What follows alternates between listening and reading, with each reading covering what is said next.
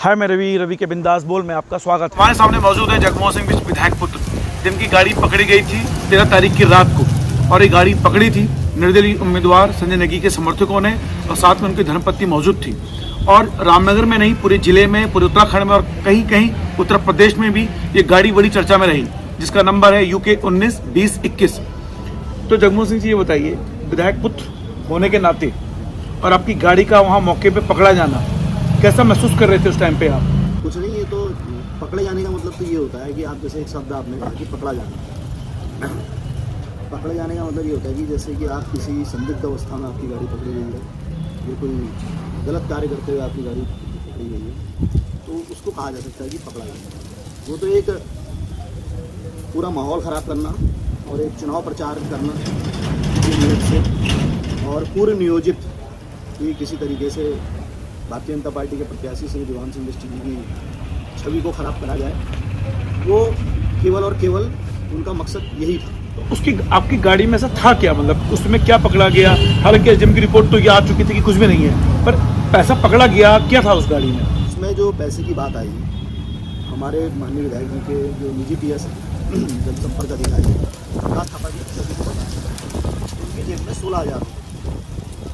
जब वो 16,000 रुपये उनकी जेब में, देखो नॉर्मली इलेक्शन कमीशन भी ये कहता है कि आप 40,000 रुपये लेके आम आदमी कहीं से कहीं भी जा सकता है। इन्होंने उसको एक चुनावी माहौल बनाने के लिए किसी तरीके से भारतीय जनता पार्टी के प्रत्याशी बदनाम हों और विधायक पुत्र की ओर से बदनाम हों।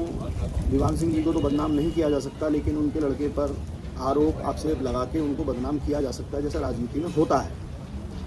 प्रकाश थापा जी की जेब में 16,000 रुपये थे, वो अपने खर्चे के, जैसे एक नॉर्मल आदमी, मेरी जेब में भी अगर 10-12 हज़ार रुपये, आपकी जेब में भी कुछ पैसे हो सकते हैं, तो उन्होंने वो पैसे उनकी जेब से निकाल कर, उनके पर्स से निकाल कर उनको मेरी गाड़ी के आगे बार बार दर्शाया है कि मेरी कार, मेरी जो स्कॉर्पियो है, इसका नंबर UK 19-20-21 है।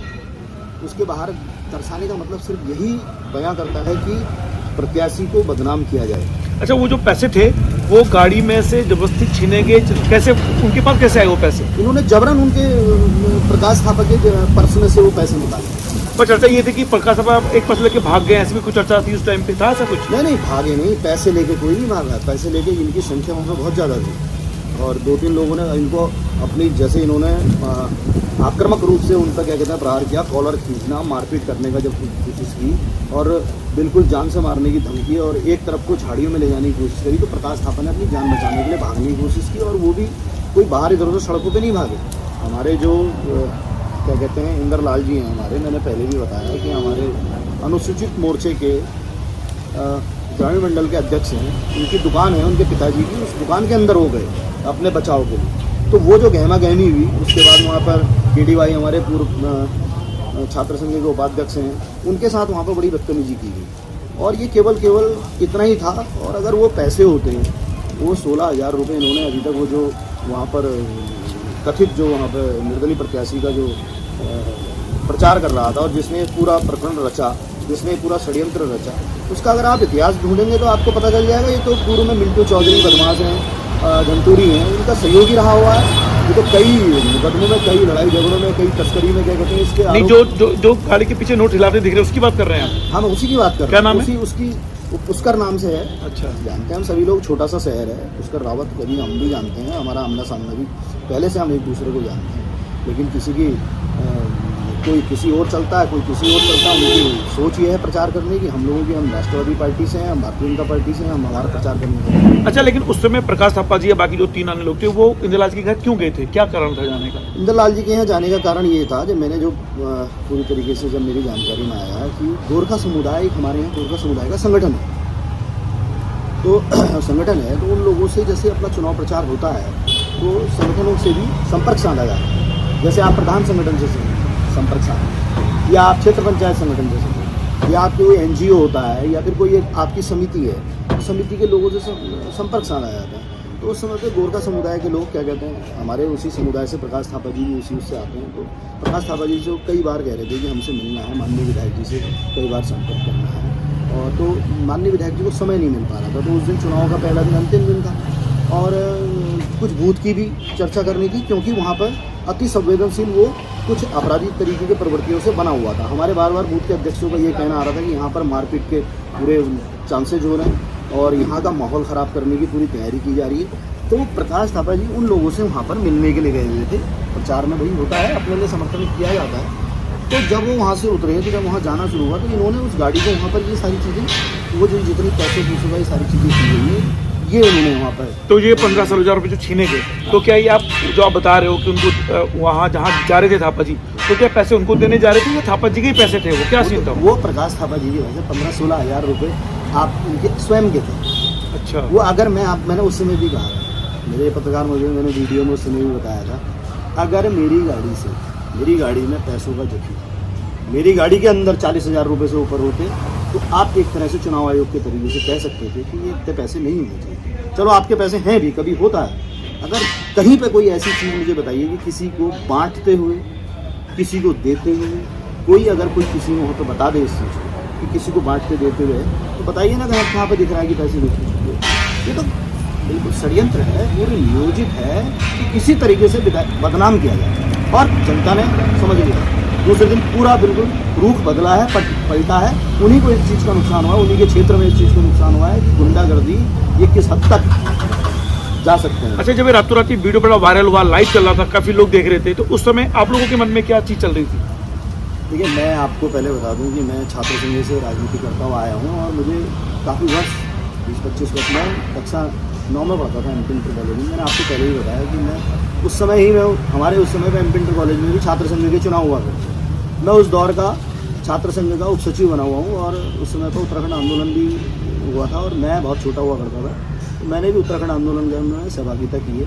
और ये वारदातें कई चुनाव हमने लड़ लिए हैं, लड़ा लिए हैं और हमें, मुझे खुद आत्मविश्वास अंदर से मैं अपने उससे कह सकता हूँ इस बात को कि हम कभी भी गलत तरीके से कोई चुनाव नहीं करते और कभी कोई हमारे साथ ऐसी वारदातें होती तो हमें कभी भी ये नहीं होता, ना हमें कोई घबराहट होती, ना हमें कोई सोचने और समझने की कोई आवश्यकता होती। हमें पता है हमने क्या किया है, हम सीधे उसको, हमें बिल्कुल, हम कभी घबराते नहीं हैं। हमें कोई स्टेटमेंट देने होते हैं अपने, जैसे हम आपके सामने अभी बिल्कुल जिस तरीके से बैठे हैं तो बहुत ज़्यादा ऐसा। अच्छा, जब ये जिन लोगों ने ये हरकतें की, जो भी आपने नामी पुष्कर जो नोट हिला रहे थे, क्या उस पर कुछ कानूनी कार्रवाई करवाई आप लोगों ने कुछ?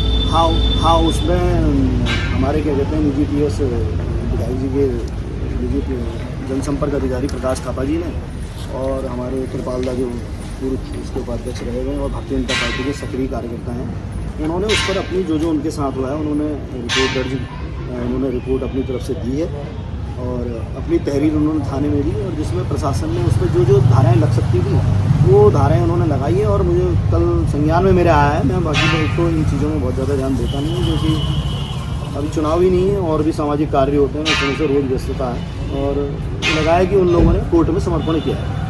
अच्छा, लोग जब उस समय नारे लग रहे थे दीवानदार चोर हैं, दीवानदार चोर, इस तरह की कुछ चीज़ लगा रही थी, तो इस तरह की चीज़ें जब चुनाव हुए तो ये आपके पक्ष में गई थी, आपके खिलाफ चली गई चीज़ें उस दौरान जब भी घटना घटी? नहीं, देखिए, इसका तो निर्णय जनता ने करना है कि एक 70 साल के विधायक जी और उनके चाल चरित्र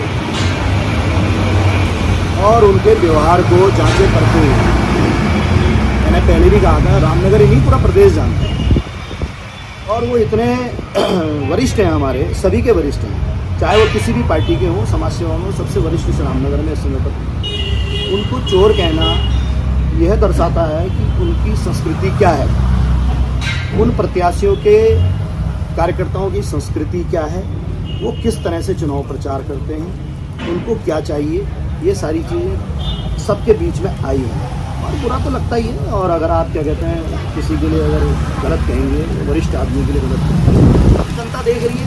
अच्छा, पब्लिक ने उसका रुझान, दूसरे दिन पूरी रामनगर की जनता ने उसे मतों के हिसाब से उनको जवाब दिया है। अच्छा, आखिरी सवाल के साथ इंटरव्यू खत्म करूंगा। क्या लगता है आपको इस चुनाव में रामनगर में कौन विधायक बनने जा रहा है? मतलब आपकी पार्टी लग रहा है कोई चांस? देखिए, मैं पूरे आत्मविश्वास के साथ कह सकता हूँ और हमारी पार्टी भारतीय जनता पार्टी ने पूरे 5 साल मैं काम के आधार पर बोल रहा हूँ इस चीज़ को। देखिए, चुनाव प्रचार में क्या है कि आप तो नामांकन करा लीजिए, मैं भी टिकट लेके आ जाऊँगा, टिकट लेके आऊँगा, 2-4 मैं भी थोड़ा इधर उधर मिलना जुलना शुरू करूँगा और थोड़ा से झंडे बैनर लगाना शुरू करूँगा, 4 लोग अपने साथ लाना शुरू कर दूँगा। पब्लिक बहुत समझदार है और पब्लिक क्या कहते हैं इन चीज़ों को निर्दलियों का कोई खेल नहीं होता और निर्दलियों को बहुत अच्छी तरीके से सब पब्लिक जानती है। और 5 साल से योजनाएं मेरे अपने खुद भारतीय जनता पार्टी की योजनाएं, जितनी योजनाएं मैं आपको गिना दूँ यहाँ पर, आयुष्मान कार्ड से लेकर जितने भी कोरोना काल में जितनी नरेंद्र मोदी जी की तरफ से मुफ्त की सहायता हुई है, घर घर राशन आज तक फ्री मुफ्त जा रहा है, कई ऐसी योजनाएं हैं जिनको लेकर मैं आश्वस्त हूँ। भारतीय जनता पार्टी का प्रत्येक कार्यकर्ता आश्वस्त है। ये चुनावी हुड़दंग की वजह से हम लोग नहीं घबराते हैं। चुनावी हुड़दंग में हम आश्वस्त हैं पूरी तरीके से कि भारतीय जनता पार्टी ने अच्छा काम किया है और रामनगर से भी जीतेंगे और प्रदेश में भी भारतीय जनता पार्टी की सरकार बहुत बहुमत से आ रही है। क्योंकि अंतिम सवाल था, इसी अंतिम सवाल के भाग 2 पर मैं पूछता हूँ, कितने वोटों से जीत रहे हैं आप? देखिए, ये वोटों से जीतने का जो आकलन है, मैं आज ये कोई कहे कि मैं हरीश रावत जी भी यहाँ से कहें इस बात को कि हम जीत रहे हैं, तो ये तो कहने की बात है। देखिए कि ये तो केवल आपका अनुमान हो सकता है कि हम इतने से कई ज्योतिष अपना आकलन लगाते हैं। वोट सारे डिब्बे में जा चुके हैं, मशीन में जा चुके हैं। इसका आकलन कोई नहीं कर सकता। इसका आकलन सिर्फ आपकी मेहनत कर सकती है, आपका आत्मविश्वास और आपका जो कॉन्फिडेंस है वही बता सकता है आपको कि आप जीत रहे हैं या हार रहे हैं। ये केवल यही कहता है, आकलन वोटों का कोई नहीं लगा सकता कि आपको कितने मिलेंगे। तो आपने आकलन की बात करी, तो एक प्रश्न इसी हिस्से का एक भाग सा अंतिम के खत्म करता हूँ। क्या निर्दलीय प्रत्याशियों ने भाजपा को नुकसान पहुंचाया होगा, ऐसा लग रहा है आपको? कुछ नहीं पहुंचाया उन्होंने, किसी को नुकसान नहीं पहुंचाया उन्होंने। इस रामनगर की फिजा को नुकसान पहुंचाया। मैं एक बार फिर आपको बोल देना चाहता हूँ, निर्दलीय प्रत्याशियों इन निर्दलीय प्रत्याशियों ने पूरे रामनगर का माहौल, चुनावी माहौल हुड़दंग में काटा है और पूरे का पूरा क्या कहते हैं यहाँ की व्यवस्थाएं खराब करने में करा है। ये लोकतंत्र का एक त्यौहार है विधानसभा चुनाव। आज से पहले भी कई चुनाव हैं, कांग्रेस भी चुनाव लड़ती, भारतीय जनता पार्टी भी चुनाव लड़ती और भी पार्टियां चुनाव लड़ती। इससे पहले जितना बरगलाना और जितनी दुष्टता और जितनी इन्होंने यहाँ पर माहौल खराब पूरे चुनाव का करके रखा, ये रामनगर की जनता बहुत अच्छी तरीके से जानती है। इन्होंने चुनाव लड़ा नहीं है, इन्होंने केवल और केवल यहाँ पर बदतमीजी की है और केवल इस विधानसभा चुनाव का मजाक बनाया है। और मैं आपको पहले बता देना चाहता हूँ, देखो आप कांग्रेस कोई निर्दलीय कुछ नहीं है। ये सब दोनों महेंद्र पाल सिंह जी भी कांग्रेस से है और ये निर्दलीय प्रत्याशी भी कांग्रेस से है। और बाकी जो निर्दलीय तीसरी बहन छोटी बहन लड़ रही है, इन्होंने किसी ने अपना अभी तक कोई भी अपना ये चीज़ बताया हो कि हमने पब्लिक के लिए, हमने इस जनता के लिए आगे हमने क्या सोच के रखा हुआ है। कोई इन्होंने कोई बात रखी, उन्होंने केवल और केवल सिर्फ यही कहा मेरे साथ ऐसा हो गया, रणजीत रावत गुंडा है, फलाना ये गुंडा है। भाई इसका जनता से कोई लेना देना नहीं। भाई जनता को आप रोड मैप जानना चाहती है, आपकी सोच जानना चाहती है, आपने पब्लिक जनता के लिए क्या सोच के रखा हुआ है कि आप क्या विकास करना चाहते हैं, आपके लिए मॉडल क्या है। इन्होंने कोई मुझे बता दीजिए, निर्दलीयों ने कोई मॉडल बताया हो। इस कांग्रेस के प्रत्याशी, यहाँ पे जो कांग्रेस के प्रत्याशी, इन्होंने कोई मॉडल जनता के बीच में ये कहा हो कि भाई हम जीतेंगे तो हम ये करेंगे। कोई आवाज़ ही नहीं है, कोई बात ही नहीं है कांग्रेस के प्रत्याशी की। दूसरा प्रत्याशी क्या कहते हैं, वो अपने ही भारत कांग्रेस के लोगों को गाली देने में लगा हुआ है। भाई इसका जनता से कोई लेना देना नहीं है कि आप रणजीत रावत कौन है या संजय नेगी कौन है। जनता को विकास चाहिए, जो भारतीय जनता पार्टी ने केवल और केवल शुरू से लेकर लास्ट तक भारतीय जनता पार्टी ने जनता के बीच अपना रोड मैप रखा, विकास का अपना पूरा चिट्ठा रखा। लेकिन विकास के नाम पर जो आपने एक प्रत्याशी का नाम लिया, श्वेता मासीवाल, वो तो कहती है कुछ काम ही नहीं किया विधायक महोदय ने। देखिए वो विपक्ष में, मैंने कहा ना, सारी उपद्रवता हुई है, सारी उपद्रवता हुई है। कोई एक भी बात विधायक पर, ठीक है, सबको पता है कि विधायक जी चुनाव जीते, सबके कंप्यूटर विधायक जी। तो अब थोड़ा सा यह भी सोचना चाहिए कि उनको कि हमने जनता के लिए क्या करें। अब जनता ये नहीं जानती, जनता जिसको पता है कि विधायक जी ने क्या किया क्या नहीं किया। आप अपना बताइए ना, आप खुद बताइए ना, खुद को बताइए मैं क्या करना चाहती हूँ, मेरे को क्या करना है इसके लिए, इस पब्लिक के लिए, आम रामनगर की जनता के विकास के लिए मुझे क्या करना है। किसी ने ये बताने की कोशिश नहीं करी, सब ने यही बताने की कोशिश करी कि हुड़दंग चल रहा है, अनाप शनाप चल रहा है। ऐसा कहाँ भाई, हमने पहले इतने चुनाव जीते, हमने लड़े हैं, रामनगर की जनता ने इतने विधानसभा चुनाव यहाँ देखे हैं। पूरा इस लोकतंत्र के त्यौहार का इन निर्दलीय प्रत्याशियों ने इस विधानसभा चुनाव का पूरा मजाक बनाया है। देखिए, तो फिलहाल जगमोहन सिंह बिस्सी जी का कहना है कि हुड़दंग से शुरुआत हुई थी 13 फरवरी से, और आज इस तरह से निर्दलीय प्रत्याशियों ने हुड़दंग का माहौल बना दिया इस लोकतंत्र के महापर्व को। फिलहाल इन निर्दलीय प्रत्याशियों के पास भी जाके उनके राय जरूर जानेंगे हम लोग। धन्यवाद जगमोहन सिंह बिस्सी जी आपका, क्योंकि इंटरव्यू बहुत जरूरी था। आपकी गाड़ी चर्चा में रही और पूरे उत्तराखंड में मुझे लगता है कि कुछ दिनों बाद तो पूरे देश में चर्चा का विषय बन जाएगी 19, 20, 21। बहुत धन्यवाद।